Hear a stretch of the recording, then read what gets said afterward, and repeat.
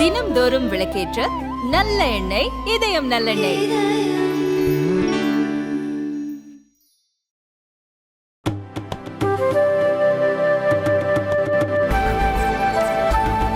இயற்கையான தேங்காய் நார், பனை ஓலை உள்ளிட்ட பொருட்களால் புதுச்சேரி அரசு பள்ளி மாணவி பட்டாபிஷேக ராமரை உருவாக்கியுள்ளார்.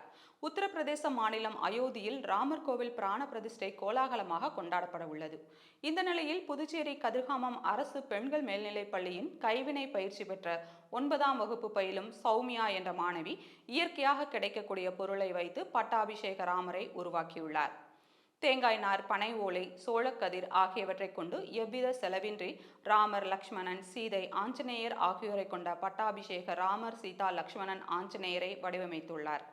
மேலும் அயோத்தியில் ராமர் கோவில் கும்பாபிஷேகம் நடைபெறவுள்ளதை நினைவு கூறும் வகையில் இப்படைப்பை உருவாக்கியுள்ளதாக தெரிவித்துள்ளார். மாணவி உருவாக்கிய கலைப்பொருட்களை பள்ளி முதல்வர் மோகன் பிரசாத், நுண்கலை ஆசிரியர் உமாபதி, ஆசிரியர்கள் மற்றும் சக மாணவர்கள் பாராட்டினர்.